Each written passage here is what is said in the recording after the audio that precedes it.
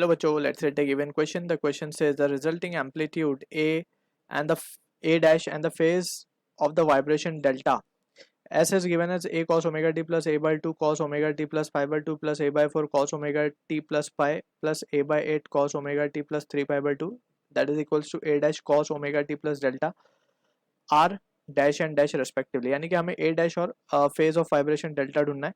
Basically, to solve this question, we need to understand about the principle of superposition. So, using superposition of wave, we can write superposition of wave. तो basically ये statement है superposition का कि जो net displacement आता है due to all the waves superimposing at a point is given by the expression y net. अगर हम मान ले कि डिस्प्लेसमेंट अलॉन्ग वाई है, सो it is given by the vector sum of the individual displacement produced by all the waves.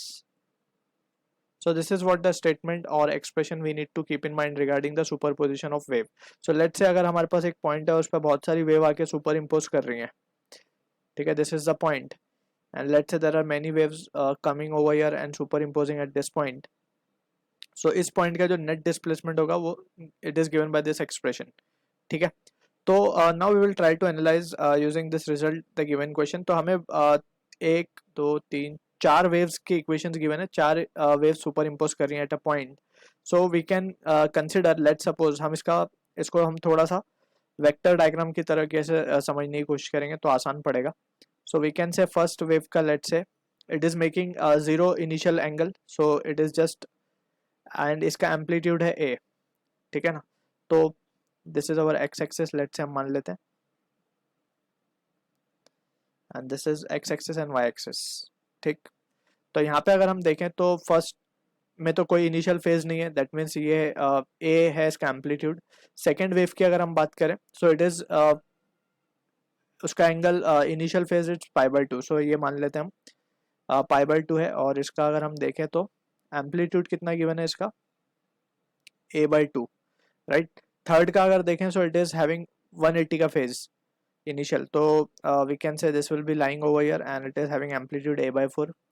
Fourth case का देखें so it is a by 8 and it is 270 means नीचे की तरफ ही होगा ये, and having amplitude a by 8. ठीक है, सो अगर हम इस चार हमें एक्सप्रेशन के बेसिस पे if we calculate the net amplitude of this combination of wave along x direction, so it comes out to be, we can say a minus of a by 4.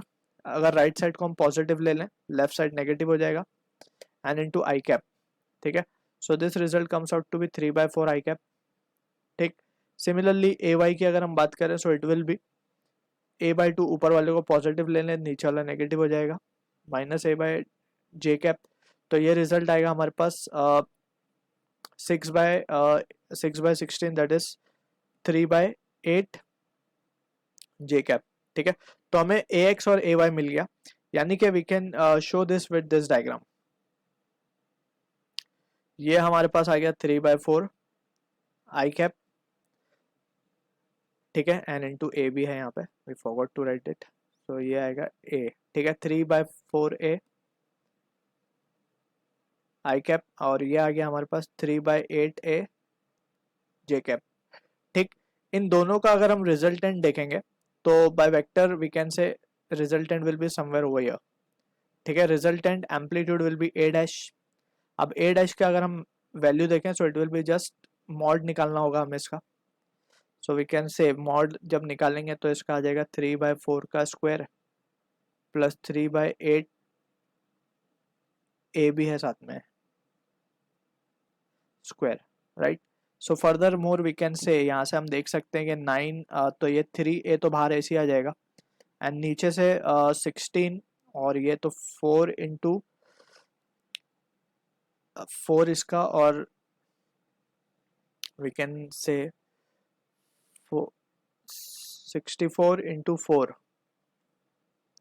64 का 8 आ जाएगा बाहर, एंड 16 का 4 आ जाएगा बाहर, and in the numerator it will B, we can say 64 plus 16, that is 80.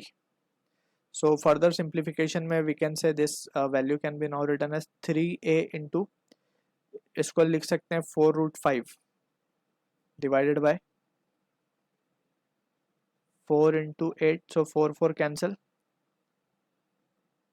therefore a dash क्या मिलेगा 3√5a/8. सो ये मिल गया हमें a dash की value.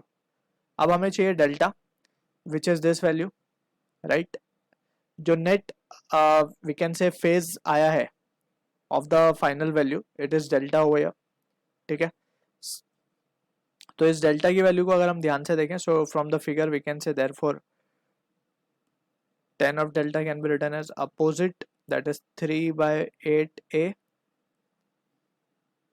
3/4a, which comes out to be 1/2. So this is the answer to the question. तो we can say delta को हम लिख पाएंगे tan inverse of 1/2. So I hope you understood the solution. All the best.